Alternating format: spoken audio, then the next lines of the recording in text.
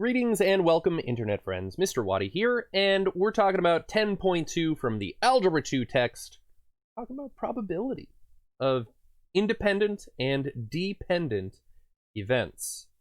And so this is going to be a subtlety that's going to require some attention because we're going to have very different outcomes if we don't pay attention to it.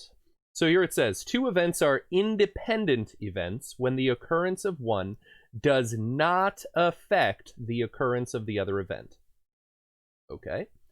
In order to calculate the probability of independent events, because they have no effect on one another, if I want to find the probability of both events occurring, such as rolling a die and flipping a coin and getting a 1 and a heads, for instance, those two events are independent of one another.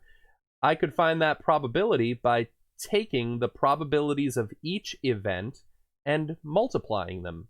And so this can be surprising in its outcome, especially when you have multiple independent events having, simultaneous outcomes, and multiplying those probabilities, you can get very small probabilities very quickly.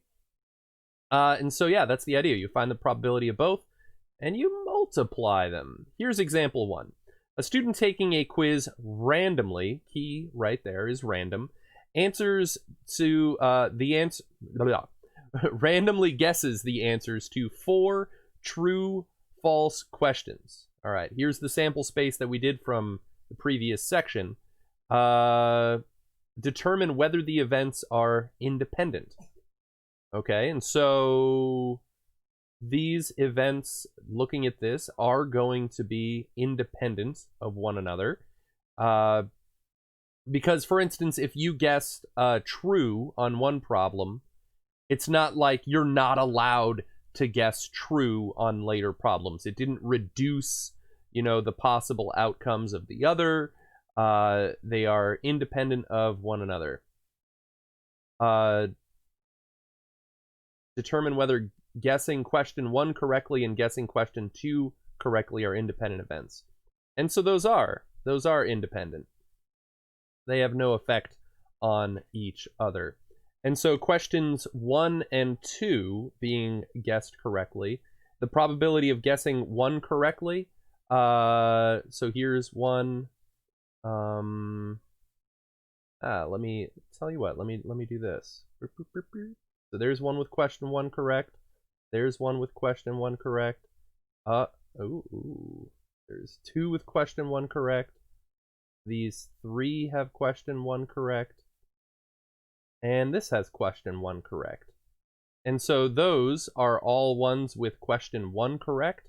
So the probability of A times the probability of B is what I would do.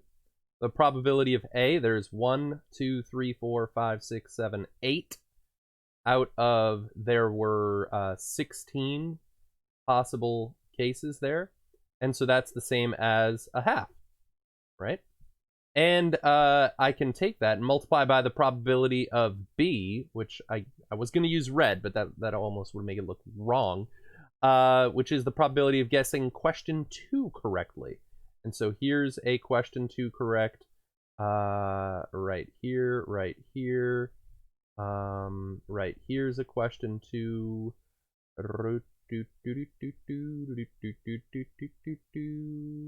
and yeah, for all the ones where the second slot had a C in it, I've got 1, 2, 3, 4, 5, 6, 7, 8. And so it's still out of 16 of these situations, and so that also reduces to 1/2. And so the overall probability is a half times a half, which is a fourth, which is a 25% chance of that happening, of guessing the first and second questions correctly on a true or false test. All right, and so yeah, so once again, those were independent of one another. Let's see. What about guessing question 1 incorrectly and guessing question 2 correctly? Would those be independent? Well, question 1 and 2 had no effect on each other regarding what answer you selected on the first one will not change the outcomes or the possible outcomes on the second one. So these are still independent events. The probability of A times probability of B is what I can do to calculate this. So the probability of question 1 incorrectly, well, I could count all of these, and I would find that there are 8 of those out of the 16 cases. I also could kind of consider that question 1 had 2 possible outcomes, correct or incorrect, and that's going to be half of, right, 1 out of 2 possible scenarios. And that's going to end up being the same here, and so it ends up being the same idea, right? And so 1 out of 4, 25% chance that you get question 1 incorrect and question 2 correct. Those are independent of one another. Here we go. Here's another one. A group of 4 students includes 1 boy and 3 girls. The teacher, keyword, randomly selects one of the students to be the speaker and a different, here's my color wheel, there we go, different student to be the recorder. Use a sample space to determine whether randomly selecting a girl first and randomly selecting a girl second are independent events. Okay, and so here's a sample space, right, where you could have, there's what, 3 girls, so there's girl 1, girl 2, girl 3, right, and then there's only 1 boy, so we didn't have to designate. And so picking of 2 students, they're considering girl 1, boy to be a different outcome than boy and girl 1 because they were for 2 different jobs. One was a speaker and one was a recorder. One thing that's significant is the idea that it had to be a different student. So whoever you picked for the first slot would not be allowed to be picked for the second slot. So notice here's girl 1 first slot, here's girl 1 first slot, and notice girl 1 cannot be the second slot if girl 1 was the first slot. And so these are going to be dependent events. That whoever I picked on the first one, it has now changed who I was allowed to pick in the second drawing, the second selection. Okay? And so so these are going to be dependent events. Now, regarding using a sample space, let's see, girl first and girl second. Let's see, girl first and I guess I'll write and girl second. I can count these successes here, here, here, here, here, and here. None of the other cases had girl first and second, and so there were 6 out of 12, which is half of the time I would have 2 girls, right? That end up in that situation. Now, because I had the sample space, I was able to count that. In a moment, I'll show you kind of a formulaic way that you could count it. I guess another way to... I'm going to skip this. I'm not a fan of their... The book has a different way to test for independence, where you find the probability of getting a girl first, of which there are all of these scenarios. So there are like 9 out of 12. All right, I'll explain it to you. I'm already explaining why I'm not going to explain it to you, so I'm sunk cost, I've already spent the time. Probability of a girl first, there are 9 out of 12 scenarios. The probability of a girl second, let's see, does not occur in these 3, but does in these, right? Girl in slot 2. And so that's also 9 out of 12. And so this is the same as 3/4 and 3/4. And notice that if these were independent events, then I'd be able to multiply these things, like I did in the previous example, and I should get 1/2. But notice if I do 3/4 times 3/4, that is not equal to 1/2, therefore not independent. And so, like I said, I'm not necessarily a fan of that being the way that you would prove something was not independent of one another, but maybe that's worth pointing out is that these dependent events, I'm not going to be allowed to simply multiply those individual probabilities. I'm going to skip that monitoring progress too.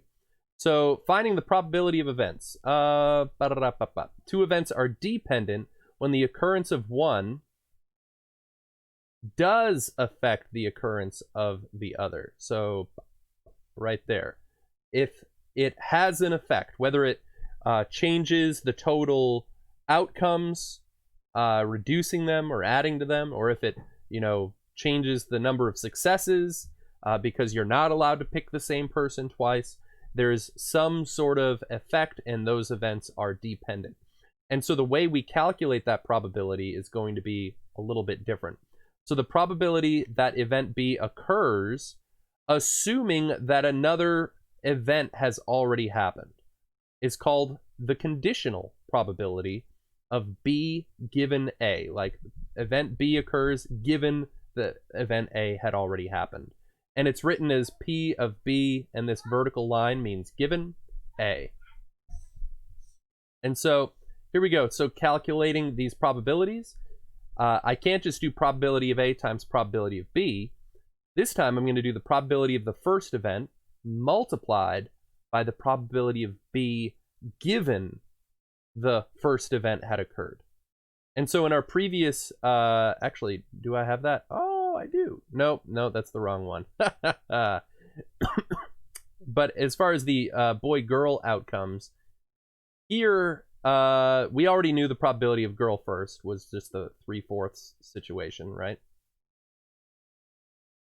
But the probability of a girl being picked the second time, given that a girl was picked the first time, I have a reduced sample space. And I guess rather than using this, I can scroll back up here. So I have a reduced sample space. I'll use orange. So what's the probability I have a girl, what is it? Second, given I had a girl first. So I would need to look at only the scenarios that had a girl first, of which there were 9 of them. And now, how many of those had a girl second? And so those happened to once again be the green ones. So it would have been 6 out of 9.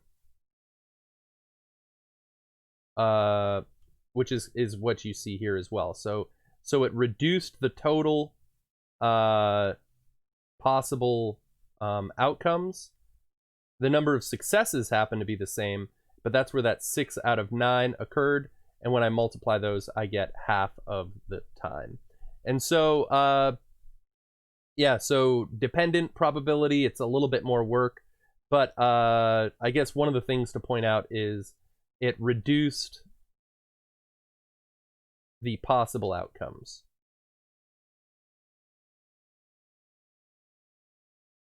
And so the kind of background information that I was comparing my successes to was different. Here we go. Here's example 3. As part of a board game, you need to spin the spinner, which is divided into equal parts. Hooray! So we're going to assume random outcomes. Find the probability that you get a 5 on your first spin, and a number greater than 3 on your second spin.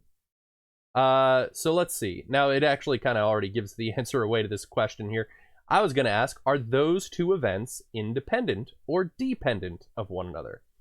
Now, getting a 5 on my first spin is independent of the second, because it's not like it's not like it removed this slice, right? It's not like I cut that out of the possible outcomes after I got it the first time. You could get 5 twice on this problem, okay?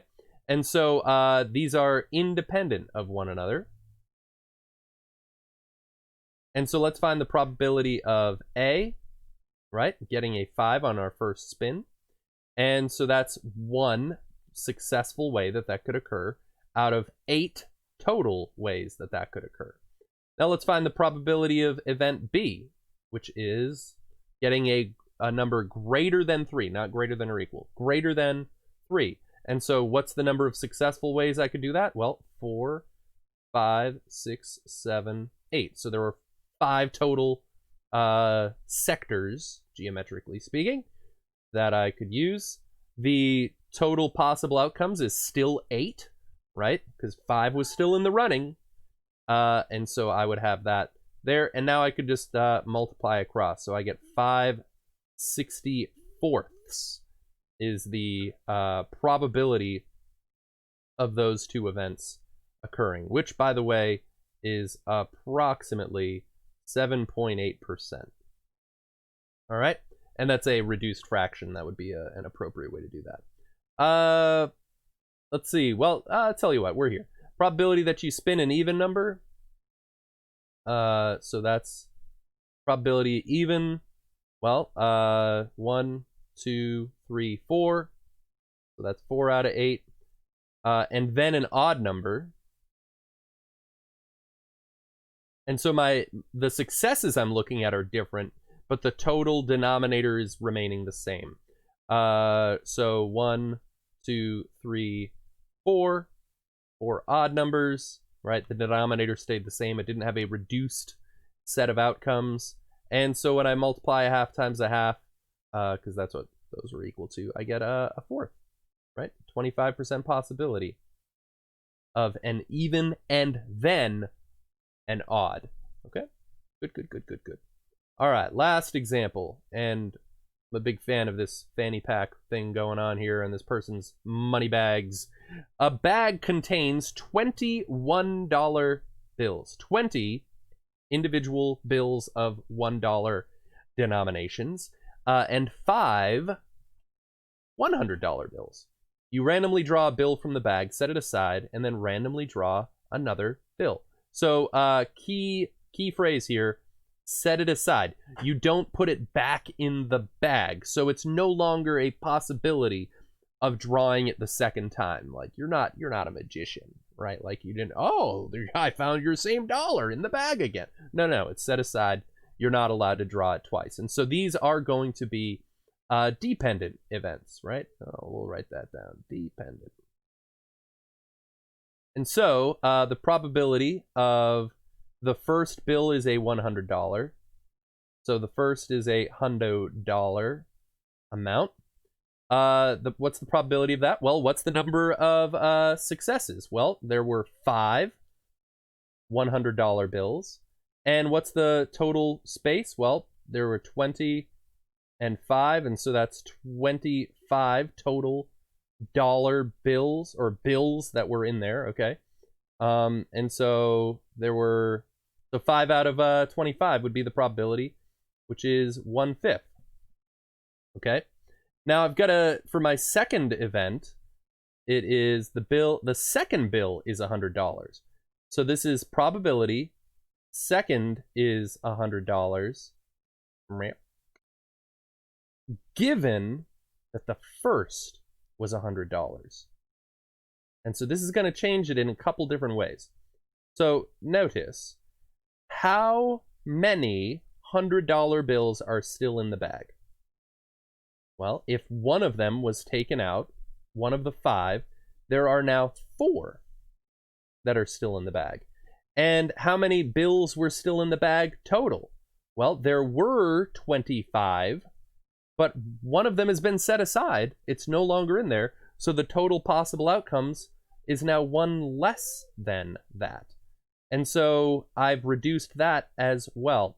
And so I can now multiply these probabilities. What's 4 over 24? Well, that's 1/6. And so if I multiply these probabilities, multiplying across, 1 times 1 is 1, 5 times 6 is 30. And so you got a 1 out of 30 chance of getting $200 when you reach into this particular bag, which is a 3.3% chance of occurring, 3.3 repeating. Good. What's the probability that both bills are $1? All right, I'm going to take the time for this one because, I don't know, these dependent events can be a little bit tricky. So the first is a single dollar. Well, there were successful ways that could occur. There were 20 $1 bills. And there were 25 total. And then I'm going to multiply that. I use orange here. That the second is a $1 bill, given that the first was a $1 bill. Okay, and so I'm not just finding the probability that the second happened to be a dollar. No, I have to consider the fact that the first one has already been removed. And so there are no longer 20 $1 bills in there. There are now 19. And there are no longer 25 total bills. There are 24. And so I could now multiply these together. I guess I could reduce that one on the left, can't I? Well, whatevs. You multiply that and reduce it. You get 19/30ths, which is approximately 63.3%. All right, and so you're far more likely to walk away with $2 than you would have been walking away with $200. Now, one of the things I'll point out, and part 2 of this section will also include, is this piece right here, the set aside. We're going to look for the language of without replacement is going to be a key kind of phrase I look for when I'm trying to identify when two events are dependent. And so whether it's reaching into a bag for marbles or dollars, or drawing a card from a deck, not replacing it, and drawing a second card from that deck, those would be dependent. Whereas if I say with replacement, the events, the total outcomes are the same in both scenarios. You could draw the same card twice if I'd replaced it in the deck before drawing a card again randomly. And so the phrase without replacement is going to suggest dependent, and with replacement will often suggest independent, right? Like you were able to get a 5 twice in this instance. The without replacement also showed up in the boy-girl scenario, where it was a different student, and so you couldn't have the same outcome twice. Well, anyways, thanks for watching. Hope y'all have a great day. Good day.